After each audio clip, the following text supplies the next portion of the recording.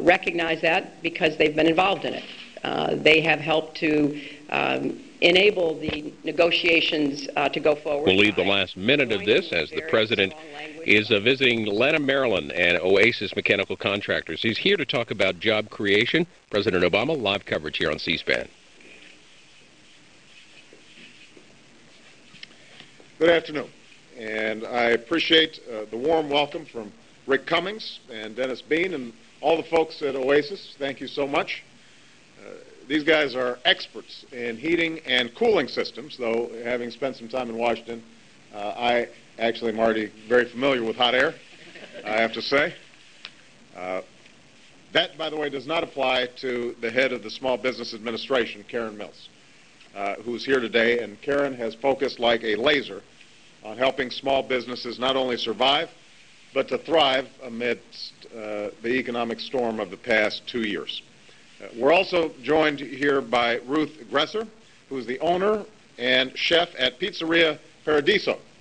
And I'm a little upset with Ruth because she did not bring samples, but Reggie Love has testified that the pizza's outstanding. She's got restaurants in Washington.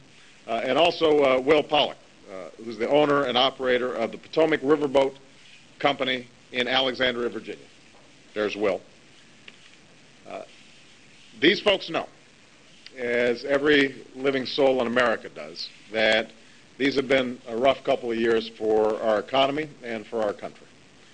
The deepest downturn since the Great Depression ripped through our economy, costing more than 8 million jobs and rocking businesses large and small.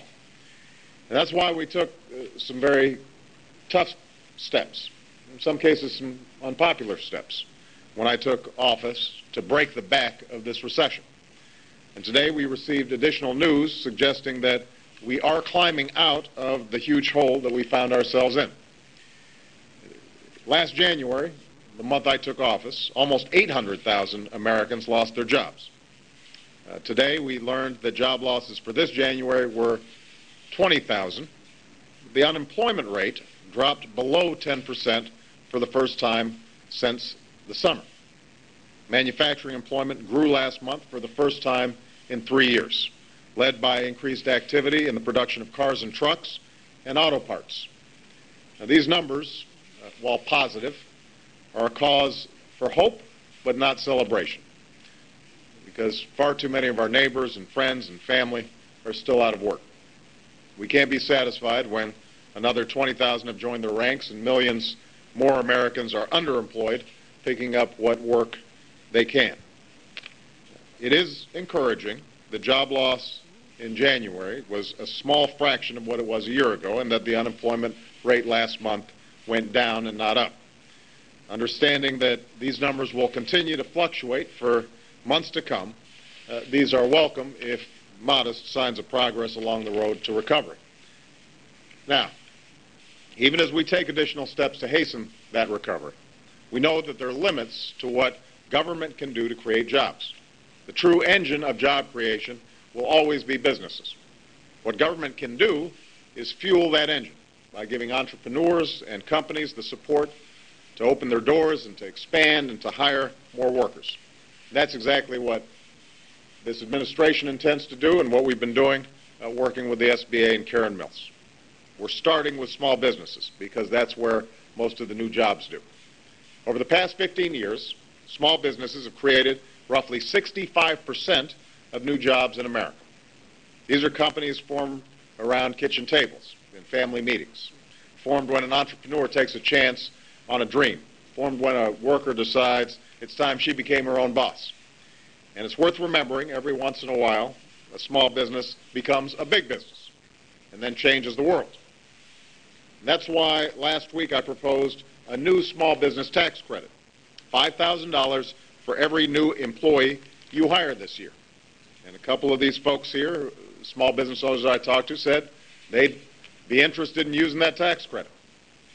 This week, I proposed a new small business lending fund that would take $30 billion of the fund originally used to rescue big banks on Wall Street and use it to provide lending capital, community banks on Main Street. And I know that we've got Capital One Bank here that's been a lender to Oasis, and Capital Bank, excuse me, and we appreciate the good work that you've done supporting this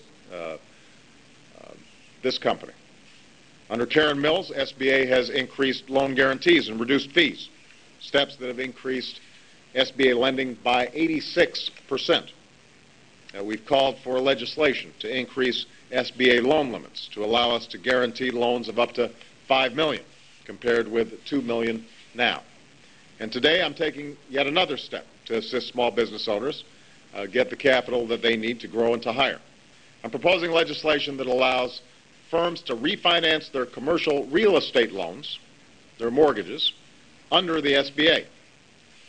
Right now, even companies with great credit histories are facing challenges refinancing at what are historically low rates. Property values have fallen and lending has dropped.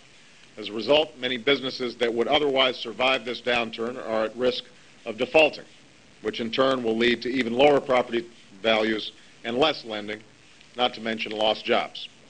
In addition, I'm also proposing that we increase the limits for SBA loans used for lines of credit and working capital, something that I know could benefit Ruth's business and countless others. And the truth is, the economy can be growing like gangbusters for years on end, and it's still not easy to run a small business. It's not easy to stay ahead of your competitors. It's not easy to keep your costs down, to do right by your employees, to constantly innovate and adapt in a changing world. Talking to Ruth, it reminds me it's not easy keeping up with health care costs. And so Ruth is very anxious to see health reform passed so that small businesses can pick up the cost for their employees. And in this deep and lasting recession, a hard job has been that much harder, because for much of the last year, people weren't buying and customers weren't calling and banks were not lending. But even in the face of these obstacles, even in these tough times, all across the country, there are people like Rick and Dennis and Ruth and Will who haven't given up. You guys wake up every day and seek a way to safely navigate these troubled waters, to fulfill your obligations to your families and to your employees and your customers. And in that determination, that resolve, you embody what's best in America, and you keep making America stronger. Next week, Congress will start debating many of the jobs proposals I've outlined today and in recent days, many of the proposals to benefit small business, many of the proposals to spur hiring. If there are additional ideas from either party, I'm happy to consider them as well. But what I hope, what I strongly urge, is that we work quickly and we work together to get this done. America's small businesses are counting on us. So thank you very much, everybody. And thank you, guys.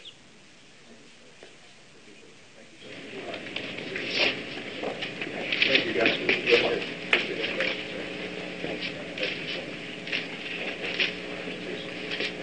All right. Thanks, guys. Stay out of